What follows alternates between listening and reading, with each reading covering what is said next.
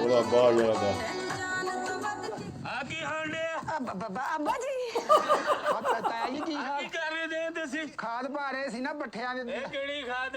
ਤੁਸੀਂ ਮੇਰੀ ਗੱਲ ਸੁਣ ਲੈ ਮੁੰਡੇ ਮੇਰੇ ਕੰਨ ਖੋਲ ਕੇ ਇਹਨਾਂ ਦਾ ਮੇਰਾ ਦਿਮਾਗ ਖਰਾਬ ਹੋ ਜਾਏ ਉਹ ਤਾਇਆ ਜੀ ਉਹ ਕਹਿਣ ਡਈ ਸੀ ਵੀ ਅੱਬੇ ਦੀ ਤਬੀਅਤ ਖਰਾਬ ਆ ਤੇ ਉਹ ਮੇਰਾ ਤੇ ਯਕੀਨ ਕਰੋ ਦਿਲ ਹੀ ਹਿੱਲ ਗਿਆ ਸੁਣ ਕੇ ਨਾ ਕਿਹੜਾ ਦਿਨ ਤਬੀਅਤ ਦਾ ਸੁਣ ਕੇ ਤੁਸੀਂ ਡਾਨੇ ਸੇ ਕਰਨ ਡੇ ਡਾਂਸ ਨਹੀਂ ਕਰ ਰਿਹਾ ਸੀ ਮੈਂ ਕਿਹਾ ਮੈਡੀਕਲ ਸਟੋਰ ਤੇ ਮੈਂ ਆਪਣੇ ਵੱਲੋਂ ਭੱਜ ਕੇ ਜਾ ਰਿਹਾ ਸੀ ਮੈਂ ਕਿਹਾ ਕੁੜੀਏ ਤੂੰ ਮੇਰੇ ਸਿਰ 'ਚ ਖੇਪ ਆਤੀ ਮੈਂ ਤੈਨੂੰ ਦੱਸਾਂ ਚਲੋ ਝਾੜ ਲਓ ਤਾਇਆ ਜੀ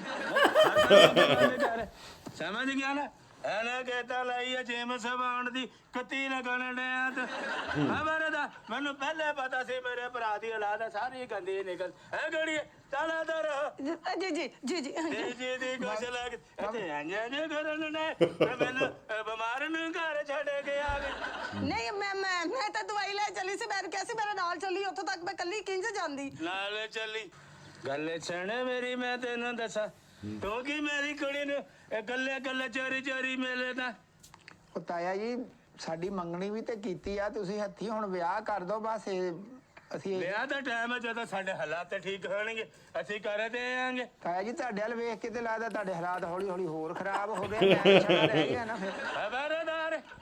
ਤੈਨੂੰ ਮੈਂ ਦੱਸ ਦਿੱਤਾ ਐ ਗੜੀ ਤੂੰ ਕੀ ਚਾਹਨੀ ਆ ਮੈਂ ਚਾਹਨੀ ਆ ਅੱਬਾ ਜੀ ਸਾਡਾ ਵਿਆਹ ਕਰ ਦਿਓ ਇਹ ਤੂੰ ਕੀ ਕਹਿਨੀ